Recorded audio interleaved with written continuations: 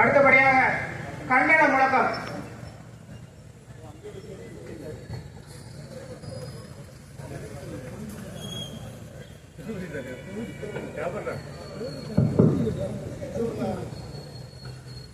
தமிழ் தேசியத்தின் ஒற்றை நம்பிக்கை தலைவன் என்ற தமிழ் கொடை நம்முடைய அண்ணன் செந்தமிழன் சீமான்.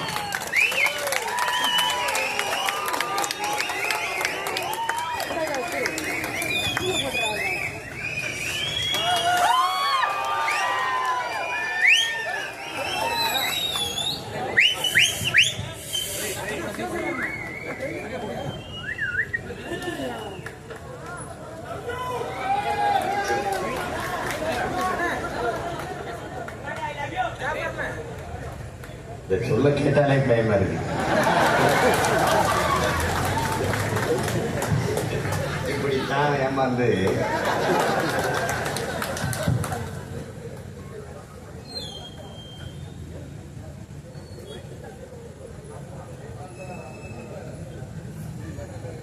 மலைகளின் வளமே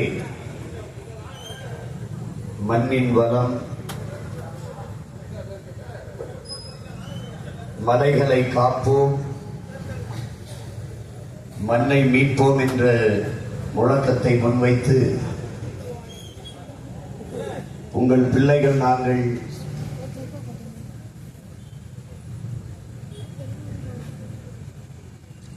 தென்காசி மண்ணிலே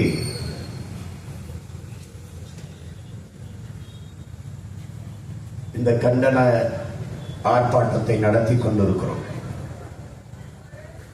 உணர்வு எழுச்சியோடு இங்கே ஒன்று கோடி நிற்கிற அமர்ந்திருக்கிற எங்களின் உயிரோடும் உணர்வோடும் கலந்து வாழுகின்ற அன்பு சொந்தங்கள் அனைவருக்கும் வணக்கம்.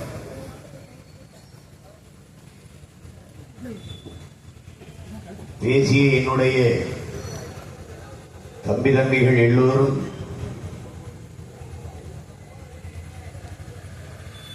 மலைகளின் அவசியத்தை எடுத்து விளக்கினார்கள்.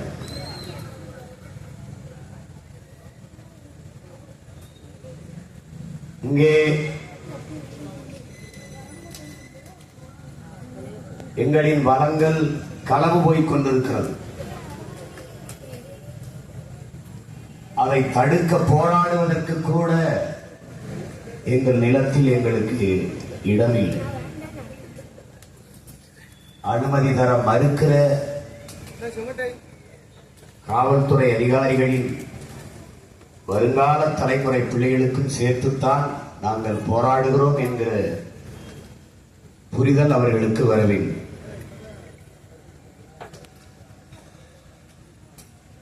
நம்முடைய பாட்டன் பெரும்பாவளன் பாரதி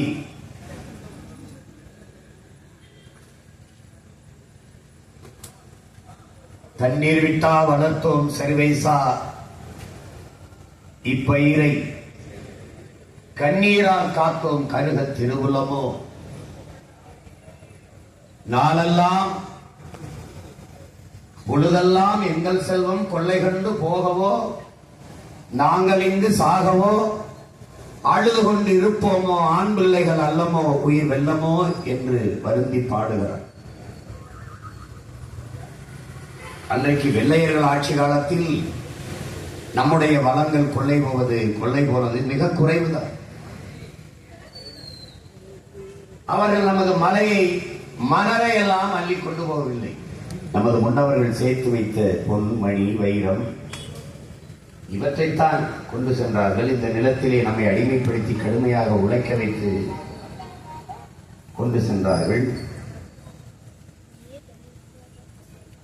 நம்மிடத்திலே வரியை விதித்து வருவாயை பெருக்கிக் கொண்டு சென்றார்கள். ஆனால் மலையை அவர்கள் தொடவில்லை. இங்கே பேசியனுடைய தம்பி பசும்பன் அவர்கள் குறிப்பிட்டது போல நம் தாய் நிலத்தில் ஒரு பிடி மண்ணை அந்நியர்கள் அடிமைப்படுத்தி விடக்கூடாது, எடுத்து சென்று விடக்கூடாது என்பதற்காகத்தான் நமது முன்னவர்கள் போராடி உயிர் நீத்தார். குறிப்பாக நம்முடைய பாட்டன் பூலித்தேவன், நம்முடைய பாட்டன்கள் தீரன் சின்னமலை, அழகுமுத்துக்கோர், மருதுபாண்டியர், வீர பெரும்பாட்டி வேலுநாச்சியார், மன்னர் கட்டபொம்மன் படைத்தளபதிகளாக இருந்த வெள்ளையத்தேவன், பாட்டனார் சுந்தரலிங்கம், பெரும்பிடுகு முத்தரையர், எண்ணற்ற மாவீரர்கள் இந்த மண்ணிலே நின்று போராடி மாண்டதெல்லாம் இந்த மண்ணை காக்கத்தான்.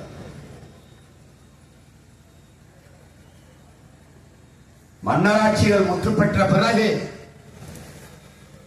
அதே நோக்கத்திற்காக, நிலத்தின் விடுதலைக்காக போராட்டம் நீண்டது. அதில் எண்ணற்ற பேர்கள் போராடினார்கள், சிறைப்பட்டார்கள், வதைப்பட்டார்கள், மிதிப்பட்டார்கள். அதிலே ஒரு மகன் மாடுகள் இழுக்க திணறுகிற செக்கை இதே இந்த மண்ணின் விடுதலைக்காக ஒரு மகன் இழுத்தார்.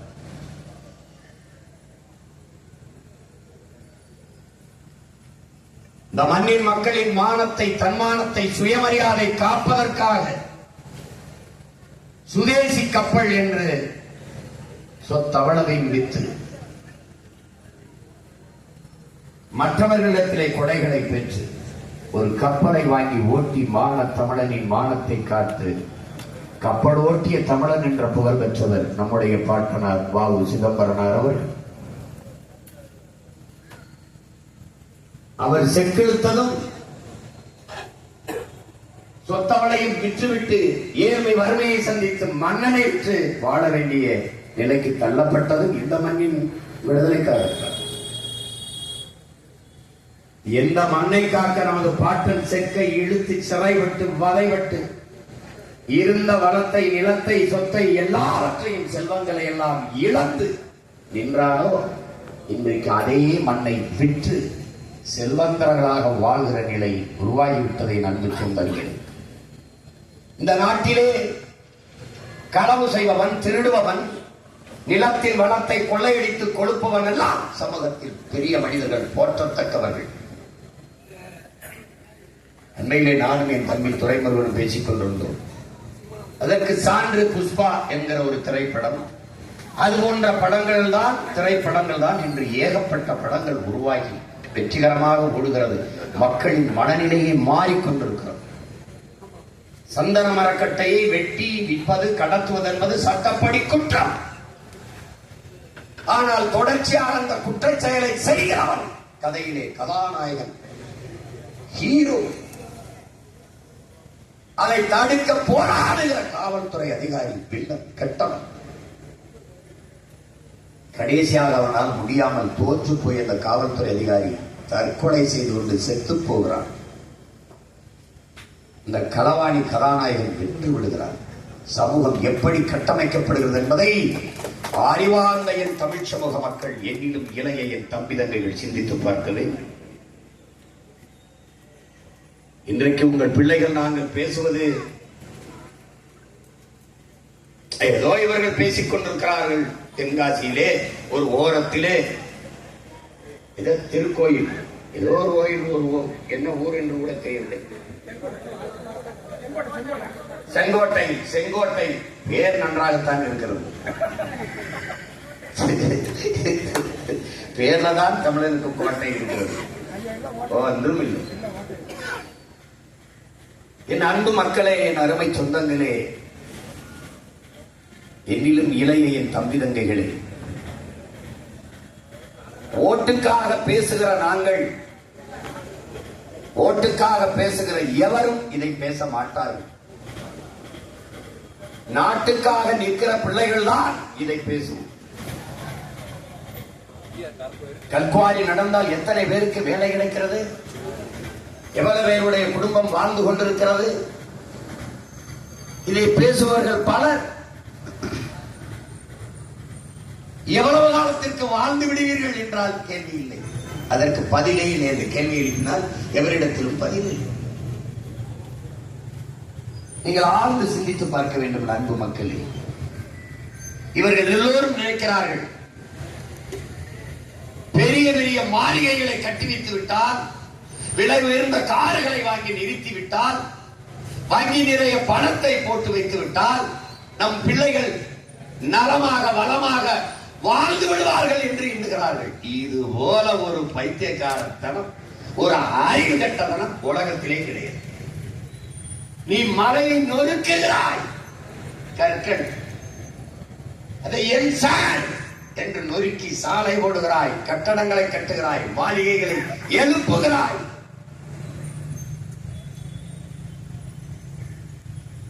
நொறுக்கி நொறுக்கி சாலை ஓடுகிறாய், துறைமுகங்கள் கட்டுகிறாய், எல்லாம் செய்கிறாய். சாலை நீ வீடு கட்டுவது வீடல்ல, வருங்கால உன் பிள்ளைகளுக்கான சுடுகாடு சமாதி என்பதை நீ நினைவில் வைக்கிறது. இதை நொறுக்கி மணலாக்கி சாலையை போடுகிறாய், ரோடு போடுகிறாய், வேகமாக செல்ல என்கிறாய். எங்கே செல்வாய்? அதுவும் வீட்டிற்கல்ல, சுடுகாட்டிற்குத்தான் என்பதை நீ புரிந்து கொள்ள வேண்டும். இந்த மலையில் என்ன இருக்கிறது? அப்படி என்ன இருக்கிறது? இது பூமி தாயின் இயற்கையின் அரும்பெரும் கொடை. 450 கோடி ஆண்டுகளாகிவிட்டது இந்த பூமி உருவாகி. சூரியனிலே ஏற்பட்ட பெருவெடிப்பிலே சிதறி சிதறி விழுந்த துகள்கள் தான் இத்தனை கோள்களும். அதில் ஒன்றுதான் இந்த பூமி. எத்தனையோ கோள்கள் இருந்தபோதும் பூமியில் மட்டும்தான் உயிரினங்கள் வாழ்வதற்கு வாய்ப்பு இருக்கிறது. அதற்கு காரணம் இங்குதான் காற்றும் நீரும் இருக்கிறது. என் அன்பு சொந்தங்களே, அதனால்தான் நமது வள்ளுவ பெருமகனார் தந்தருளிய மறைமொழியிலே நீரின்றி அமையாத உலகையெனில் யார் யாருக்கும் வானின்றி அமையாத உழுக்கு என்று வழி. H2O அறிவியல் படித்த பிள்ளைகளுக்கு தெரியும். Hydrogen, oxygen. ஹைட்ரஜன் 1 விழுக்காடு, ஆக்சிஜன் H2. ஹைட்ரஜன் 2 விழுக்காடு, ஆக்சிஜன் 1 விழுக்காடு, H2O. இதிலே ஹைட்ரஜன் 1 விழுக்காடு, ஆக்சிஜன் 2 விழுக்காடு என்று கலந்தால் நீர் உருவாகாது. இயற்கையின் விதியை நீங்கள் புரிந்து கொள்ள வேண்டும். வேற எந்த கோள்களிலும் நீர் இல்லை. இன்று வரை சந்திர மண்டலத்திலே, நிலவிலே நீர் இருக்குதா, நீர் இருக்குதா, காற்றுக்கா தேடிக்கொண்டே இருக்கிறார்கள். ஆனால் இவர்கள் யார்? இங்கே இருக்கிற நீரையும் காற்றையும் நஞ்சாக்கி கொண்டிருப்பவர்கள். அறிவார்ந்த தமிழ் சமூக மக்கள், இந்த பூமி பந்தில் எந்த நாட்டிலும் இதை பேச ஒரு அரசியல் இயக்கம் இல்லவே இல்லை. தமிழன் மட்டும்தான் பேசுவார். இவ்வளவு பெரிய பூமியிலே ஒரு ஓரத்திலே சீமான மகன் பிள்ளைகளும் தங்கைகளும் தம்பிகளும் தான் செங்கோட்டையில் தென்காசியில் ஒரு ஓரத்திலே பேசிக் கொண்டிருக்கிறோம் என்றால் நாங்கள் யார்? நீரின்றி அமையாது உலகையெனில் யார் யாருக்கும் வானின்றி அமையாது உழுக்கு.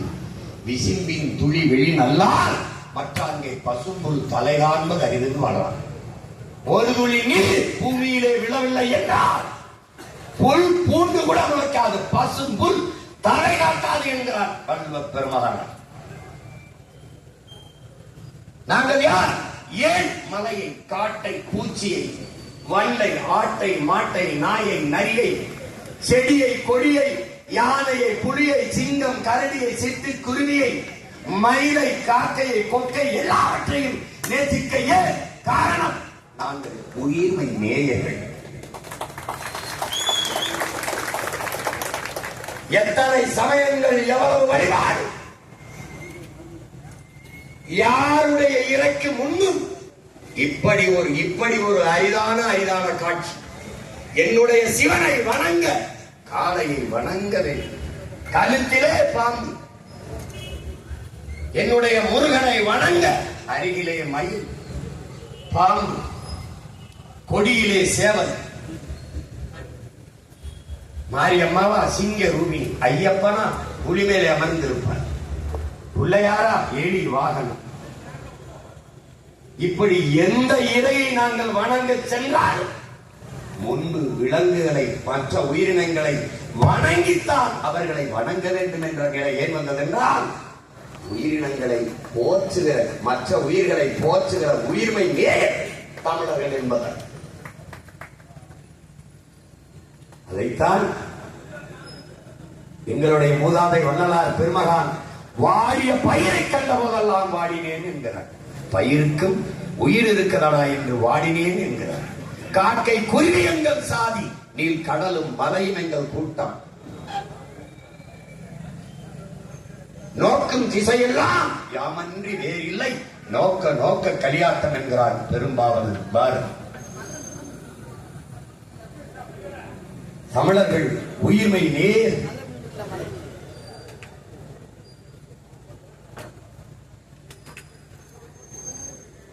உலகத்தில் இப்படிப்பட்ட பெருமை எந்த இனத்திற்கு உண்டு?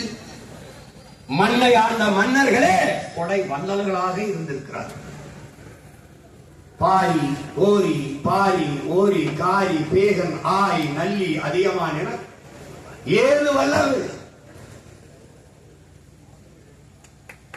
அதிலே பாரியும் பேகனும் ஆக சிறந்தவர்களாக புறப்படும் வெண்பாமாலை பாடி வைக்கிறது. இந்த காரியம் என்ன? மற்றவர்களால் கேட்டுக் கொடுத்தார்கள், அது கொடைதான். ஆனால் சிறந்த கொடையாக அமையவில்லை. கேட்காமல் கொடுப்பது கொடை, சிறந்த கொடை. ஆனால் அளவிலும் மேலானது கேட்கும் திறனற்ற உயிர்களுக்கு கொடுப்பது. பாரி இடத்திலே முல்லை கொடி தேரை நிறுத்திவிட்டு போய் என்று கேட்கவில்லை, கொடுத்தான். மயில் பேகரிடத்திலே போர்வையை தா என்று கேட்கவில்லை, தந்தார். கேட்கும் திறனற்ற உயிர்களுக்கு கொடுத்தான். அதனால்தான் கொடையிலே ஆகச் சிறந்த கொடையாக, கொடை வள்ளல்களாக பாரியும் பேகனும் போற்றப்படுகிறார். இந்த செயல் பைத்தியக்காரத்தனமானது. முல்லைக்கு குச்சியை உண்டினால் போதும் போதும், மயில் குடியில் நடுங்காத அப்போதான் மகிழ்ச்சியாக தொகை வைத்து ஆடும் ஆடும். ஆனால் அதற்கு ஆபத்தோ என்று கருதினான் என் பாட்டன் பேகன், போர்த்தினான். செயல் இழிவானது, பைத்தியக்காரத்தனமானது, மடத்தனமானது, அறிவிட்டதனமாக தெரிகிறது. ஆனால் மேலோங்கி நிற்பது என் முன்னவனின் உயிர்மை மேல்.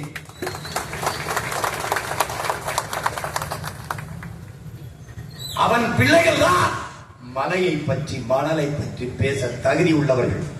அதனால் நாங்கள் பேசுகிறோம். மலை என்பது மலை அல்ல, என் பூமி தாயின் முலை மார்பு என்பதை கற்றறிந்த தமிழ் பிள்ளைகள் அறிந்து கொள்ள வேண்டும். நம் தாயின் மார்பில் இருந்து நமக்கு பால், பூமி தாயின் மலை மார்பிலிருந்து நமக்கு அறிவி. அறிவார்ந்த தமிழ் தம்பிதங்கைகளே, எதிர்கால இந்த தமிழ் சமூகத்தை மாற்றி படைக்க காத்து நிற்கிற இளைய தலைமுறை புரட்சியாளர்களே, நீங்கள் வெறும் ஓட்டாளர்களாக இல்லாமல் இந்த நாட்டாளர்களாக மாறுகிற வரை உங்கள் அண்ணன் இந்த மண்ணிலே கற்றுக்கொண்டுதான் நிற்பேன். ஒரு நாட்டின் வளங்களிலே ஆகச் சிறந்த வளம் அறிவு வளம் தான். ஒரு நாட்டின் எதிர்காலம் அந்த நாட்டின் வகுப்பறையிலே தீர்மானிக்கப்படுகிறது. ஒரு நாட்டின் நலன் அந்த நாட்டின் வீட்டின், ஒவ்வொரு வீட்டின் சமையல் அறையிலும் தீர்மானிக்கப்படுகிறது. அந்த நாட்டின் நலம் என்பது ஒவ்வொரு வீட்டின் சமையல் அறையிலும் தீர்மானிக்கப்படுகிறது. ஏனென்றால் உணவுதான் மருந்து.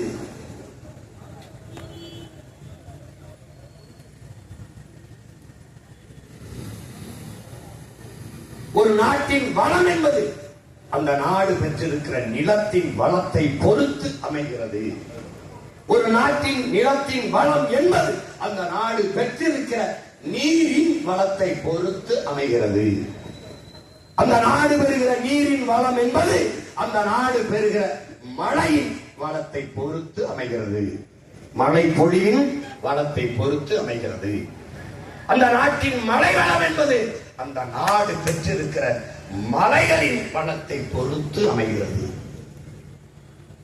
இயற்கையின் சுழற்சி விதியை என்னாலும் தம்பிதங்கைகள் புரிந்து கொள்ள வேண்டும்.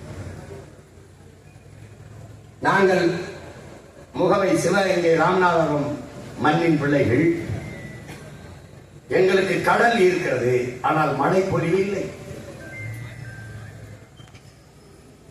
மதுரையிலே கடல் இல்லை, தேனி கம்பத்தில் குமிழியிலே கடல் இல்லை. ஆனால் மழை பொழிவு அதிகமாக இருக்கிறது. காரணம், கடல் எனக்கு இருக்கிறது, மழை இல்லை. கடல் அவனுக்கு இல்லை, மழை இருக்கிறது, அதனால் மழை பொழிவு இருக்கிறது. இந்த இயற்கையின் உண்மையை என் அன்பு தம்பிதங்கள் அறிவார்ந்த எனது தமிழ் சமூக மக்கள் புரிந்து கொள்ள வேண்டும். சூரியன் தந்தை, கடல் தாய், இருவரின் இணைவிலே நீராவி ஆகி அப்படி வெப்பமாகி நீராவியாக மேலே வருகிறது.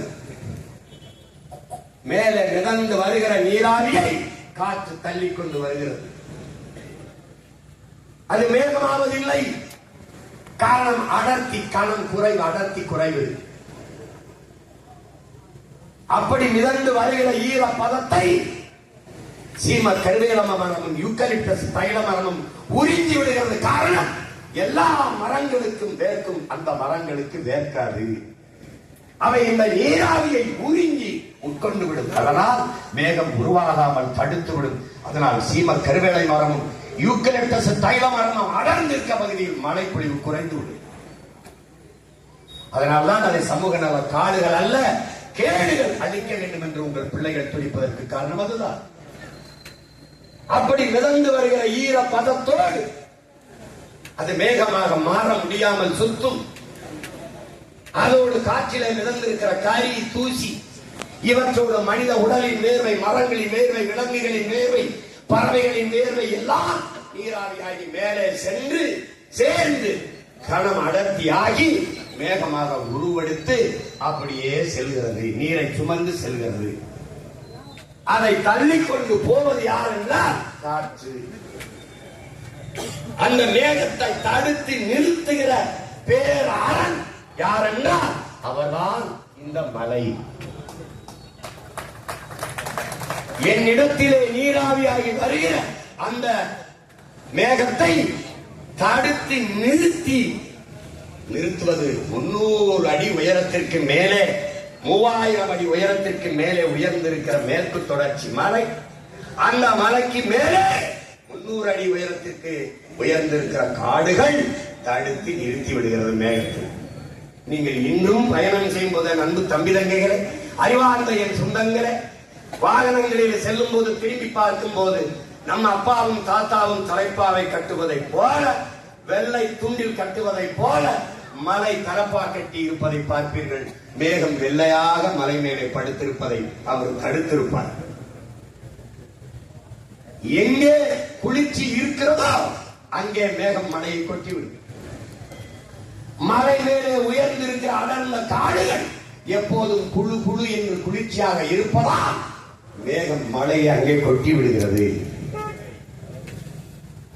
இதைத்தான் நம்முடைய அப்பா நம்மாழ்வார் அவர்கள் மேகத்தை அறுவடை செய்து மலையாக பூமிக்கு கொண்டு வருகிற ஆற்றல் மரங்களுக்குத்தான் உண்டு. அதனால்தான் மரம் வளர்ப்போம், மழை பெறுவோம் என்று நாம் எழுதிக்க காரணம் அதனால். அந்த மலை அங்கே கொட்டுகிற மழை பொழிவை உடனே உருண்டு பூமிக்கு வரவிடாமல் தடுக்குகிற பேராற்றல் கொண்டதாக மரங்கள் இருக்கிறது. அது இலைகளிலே கொட்டி அப்படியே வேரிலே கசிந்து, மரத்திலே கசிந்து பல காலங்களாக அந்த இலைதனை மக்கி மக்கி வேரோடு இருந்து அதுவே ஒரு மண்ணாக புது வடிவம் எடுத்திருக்கிறது. அந்த மண் அப்படியே உறிஞ்சி தண்ணீரை வைத்துக் கொள்கிறது. அங்கிருந்து உருண்டு ஓடி வருகிற நீரை அப்படியே சோலை காடுகள் என்று புற்கள் அடர்ந்து இருக்கிற பகுதிகள், அந்த புற்கள் தன் உணவுக்காக நீரை வேர்களிலே பிடித்து வைத்துக் கொள்கிறது. பிறகு அங்கிருந்து உருண்டு வருகிற அந்த நீரை கிராஸ்லேண்ட், புல்வெளி என்று இருக்கிற சமதளத்தில் இருக்கிற புல்வெளிகள் அப்படியே நீரை தேக்கி வைக்கிறது. அங்கு இருக்கிற புற்கள் வேர்களிலே தங்கள் உணவுக்காக பிடித்து வைக்கிறது. அதிலும் இருந்து சில சில சில சில சில சில துளிகள் உருண்டு ஒரு சின்ன பிள்ளைக்கு தட்டிலே சோறை வைத்தால் அள்ளும் போது 4 பருக்கே உள்ளே 2 பருக்கே கீழே விடுமே, அது போல இந்த புற்கள் தன் உணவுக்கு போக மீதி இருக்கிற துளிகளை உருட்டி விடுகிறது. பல கோடிக்கணக்கான புல்களில், இலைகளில், மரங்களில் இருந்து உருண்டு ஓடி வருகிற நீர்த்துளிகள் சேர்ந்துதான் அருவியாக கொட்டுகிறது. அதுதான் நீ பார்க்கிற குற்றால அருவி. குற்றால அருவி. நீ அருவியாக கொட்டுகிற நீரை பார்க்கிறாய், அதை கொட்ட வைக்க பல கோடிக்கணக்கான உயிரினங்கள் வேலை செய்கிறது என்பதை நீ புரிந்து கொள்ள வேண்டும். இதை யார் கற்பிப்பா? அப்பாவோ ஒப்பாவோ தாத்தாவோ எவனும் கற்பிக்க மாட்டான். யார் கற்பிப்பா? தமிழ் தாயின் பிள்ளைகள், இந்த மண்ணின் மக்கள், உங்கள் பிள்ளைகள் நாங்கள் தான். அக்கறையோடு சொல்லு. இது ஓட்டுக்கான பேச்சா? இல்லை. ஆனால் நாங்கள் பிறந்த நாட்டுக்கான பேச்சு, எதிர்கால எங்கள் பிள்ளைகள் வாழப்போகிற நாட்டுக்கான பேச்சு, அதுதான் எங்கள் மூச்சு. அப்படி உருண்டு ஓடி வருகிற அருவி ஆறை நாம் வெட்டவே இல்லை, உருவாக்கவில்லை. தாமிரபரணியை நாம் உருவாக்கவில்லை. ஏரியை வெட்டினோம், குளங்களை வெட்டினோம், தாங்களை வெட்டினோம், கம்மாயை வெட்டினோம், ஏந்தலை வெட்டினோம், கிணறை வெட்டினோம், குளத்தை வெட்டினோம், குட்டையை வெட்டினோம். ஆனால் ஆறை நாம் உருவாக்கவில்லை. ஆர் இயற்கையின் அரும்பெரும் கொடை, அதை தந்தவன் அருவி, அருவியை பிரசவித்தவள் பூமி தாயின் மலை மார்பு. ஆற்றுக்கு பாதை கண்டு யார் வந்தது? தானாக பாதை கண்டு நடக்குது என்று நம்முடைய ஐயா புலமைப்பித்தல் உன்னால் முடியும் தம்பி என்ற பாடத்திலே பாடல் எழுதியிருப்பார். ஆற்றுக்கு பாதை கண்டு யார் தந்தது? தானாக பாதை கண்டு நடக்குது. அந்த வரியை கேட்கிறது நீங்கள் புரிந்து கொள்ள முடியும். இயற்கையின் கொடை அருவி, அது உருவாக்கியது ஆறு. ஆறு என்பது மனித உடலுக்கான ரத்த நாளங்களை போல இந்த பூமி தாய் ரத்த நாளங்கள் என்பதை அறிவார்ந்த தமிழ் சமூகத்தின் தம்பிதங்கைகள் புரிந்து கொள்ள வேண்டும். இந்த பூமி என்பவள் உலக உயிர்களின் அன்னை தாய் என்பதை நீ புரிந்து கொள்ள வேண்டும். உன்னையும் என்னையும் பெற்றவள் தாய், அந்த தாயையும் பெற்றவள் இந்த பூமி தாய். நம் தாய் நம்மை பெற்றால் உலக உயிர்களை எல்லாம் இந்த தாய் பெற்றால். இந்த பூமி தாய் காக்கை, கொக்கை, குருவியை, மலையை எல்லாவற்றையும், காட்டை, மேட்டை, நீங்கள் அறிவார்ந்த சொந்தங்களே, நீங்கள் எல்லோரும் பார்க்கிறீர்கள். நீங்கள் பார்க்கிற உங்கள் இந்த கண்களுக்கு தெரிகிற எல்லாவற்றையும், விண்ணிலே வளர்க்கிற விண்ணூதி, சந்திர மண்டலத்தை தொடர் திரட்டுகிற உயர பறக்கிற விண்கலம், கண்டமிட்டு கண்டம் பாய்கிற வெடிகளைகள், நீரிலே மிதக்கிற கப்பல், இதே இதே இதே மணலை மலையை வெட்டி ஏற்றுகிற இந்த பார உந்துகள், உயிரை காக்க ஓடுகிற இந்த அவசர ஊர்தி, உயிர் காக்கும் ஊர்தி, இது எல்லாவற்றையும் நான் பேசுகிற இந்த ஒளி வாங்கி, இந்த ஒளியை பெருக்கி தருகிற ஒளிபெருக்கி, நான் பேசுவதை பதிவு செய்கிற இந்த ஒளிப்பதிவு கருவிகள், நீங்கள் கழுத்திலே அணிகிற வைரம், தங்கம், மோதிரம், வைடூரியம், மாணிக்கம், மரகதம் எல்லாவற்றையும், பின்னை தொடுகிற உயரத்தில் இருக்கிற கட்டடங்கள், கண்ணாடிகள் எல்லாவற்றையும், நீ காருக்கு போட்டு ஓட்டுகிற பெட்ரோல், டீசல், மண்ணெண்ணெய் எல்லாவற்றையும், பறிச்சென்று இருக்கிற இந்த மின்சாரம் எல்லாவற்றையும் இந்த உலகத்தில் நமக்கு தந்தவன் யார்? இவன் தான், இந்த பூமி தாய்தான். யார்? உன் காலுக்கு கீழே மிதிபட்டு கிடக்கிறாரே, இவன் தான், இவன் தான். பேரன்பு கொண்டு நாங்கள் நேசிக்கிற என் அன்பு சொந்தங்களே, நம்மை பெற்ற தாய், தாய் 10 மாதம் தான் சுமக்கிறார், பிறகு இறக்கி விடுகிறார். முதலாக தாயின் மடியில் இருந்து காலை எடுத்து முதலடி வாய்ப்பதும் இந்த பூமி தாயின் மடியில் தான். இறந்த பிறகு, செத்த பிறகு, புதைந்தோ எரிந்தோ சாம்பலாவதும் அவள் நெஞ்சில் தான், அவள் மடியில் தான். வாழ்நாள் முழுமைக்கும் நம்மை சுமப்பவள் இந்த பூமி தாய்தான். ஆதலினாலே என் அன்பு மக்களே, இந்த பூமி தாயை, தாய் நிலத்தை பேரன்பு கொண்டு காதலியுங்கள் என்று ஈழத்து பாவேந்தன் புதுவை ரத்தினதுரை பாடி வைக்கிறார். கவிக்கோ அப்துல் ரஹ்மான் நீ இறந்த பிறகு உன்னை பெற்ற தாய் கூட பிணம் என்று ஒதுக்கி விடுகிறார். ஆனால் 10 மாதம் வயிற்றிலே சுமந்த தாய் கூட உன்னை பிணம் என்று ஒதுக்கி விடுகிறார். அதன் பிறகு தன் வயிற்றுக்குள்ளே உன்னை வாங்கி தாங்கிக் கொள்கிறார் பூமி தாய். உன் தாயிலும் மேலானவன் இந்த தாய். முத்தமிழ் பேரறிஞர் ஐயா வைரமுத்தவர்கள் தாய்ப்பாலும் தண்ணீரும் மலிவாக கிடைப்பதனாலே இந்த மானுட சமூகம் அதை மதிப்பதில்லை என்ற காதுக்கு கீழே மிதிவிடுவதனாலே பூமியின் மதிப்பு இந்த மனிதர்களுக்கு தெரிவதில்லை என்ற எல்லாவற்றையும் தந்த இந்த பூமி தாய்க்கு நீ தந்தது என்ன? மரங்கள் கூட நன்றி உணர்ச்சியோடு பூமி தாய்க்கு வேருக்கு மலர்களை கொட்டி இலைகளை கொட்டி உரமாக்குது, மலர்களை கொட்டி நன்றி சொல்லுது. ஆனால் நீ ஆறறிவு பிடித்த அற்பம் மறு மிருகமே, பொழிய மிருகமே, நீ அந்த தாய் நெஞ்சிலே குண்டை போடுகிறாய், மண்ணையிலே குண்டை போடுகிறாய், ஈத்தேன் எடுக்கிறேன் என்று ஈரக்குலையை அறுக்கிறாய், இதயத்தை பிடுங்குகிறாய், சிறுநீரகத்தை அறுக்கிறாய், எல்லாவற்றுக்கும் மேல குப்பைகளை நாச கழிவுகளை அவன் முகத்திலே கொட்டி மூடுகிறாய். இது போல ஒரு ஈன கூட்டம் பூமியில் எங்குண்டு? சிங்கமா, புலியா, கரடியா, நாயா, நரியா, எது உண்டு? கடைசியாக பரிணாம வளர்ச்சியிலே வந்த சமூகம் மிருகமாக இருக்கிற இந்த மனிதனால் தான் இந்த தாய்க்கு இவ்வளவு பெரிய கொடுமை நிகழ்ந்து விட்டது. தாயின் மாறிலே பால் குடிக்கலாம், அந்த மாறை அறுத்து ரத்தம் குடிப்பது எவ்வளவு பெரிய கொடுஞ்செயலோ அதைத்தான் இந்த கொடும் பாறைகள் செய்து கொண்டிருக்கிறார்கள்.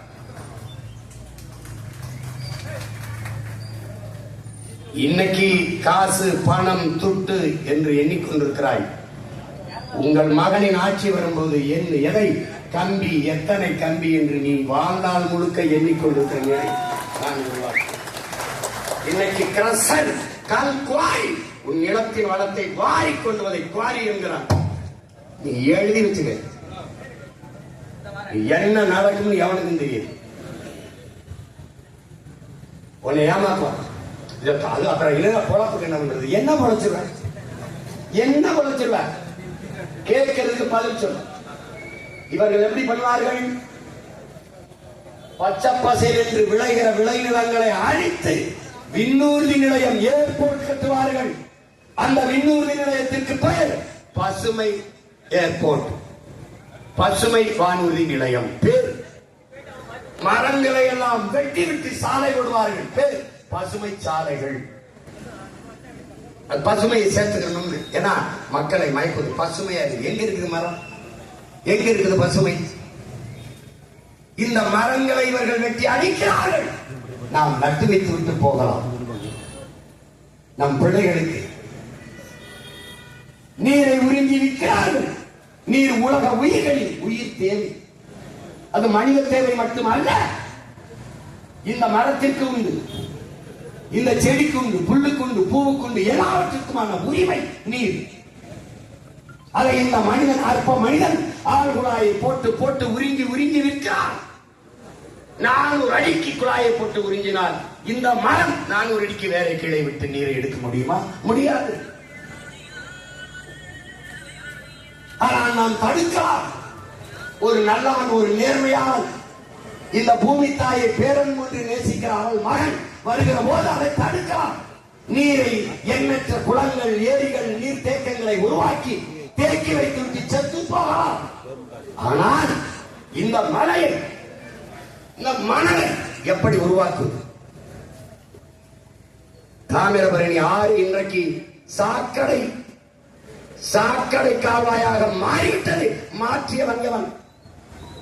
இவன் வெட்டி அறுத்து விட்டு தின்று செத்து போவான். எங்கே போய் அவனை தேடி பிடிப்பாய்? என்ன செய்வாய்? உன் அழுகையால், உன் தொழுகையால், உன் ஜெபத்தால், உன் வழிபாட்டால் அதை எங்கெல்லாம் இந்த மலையை வளர செய்ய முடியுமா? முடியுமா? ஆற்றில் மணலை அள்ளுகிறீர்கள். மனித உடலுக்கு தோல், ஆற்றுக்கு மணல். தோலை செதுக்கிவிட்டால் மனிதன் நோய் தொற்றி வந்து இறந்து விடுவான். மணலை அள்ளிவிட்டால் ஆறு செத்துவிடும். உலகத்திலே தலை சிறந்த நீர் வடிகட்டி தலை சிறந்த நீர் தேக்கி மணல் தான். அந்த ஆட்கள் உலகத்தில் எவனுக்கும் இல்லை. இதே தூத்துக்குடியிலே கடல் இருக்கிறது, செல்லுங்கள். கடல் நீரை அள்ளி குடித்து பாருங்கள், உப்பு கைக்கும். 2 அடி தள்ளி வாருங்கள், 2 அடி.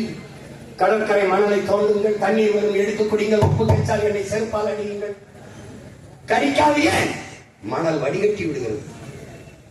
சிறந்த நீர் வடிகட்டி தூய நீரை தரும்.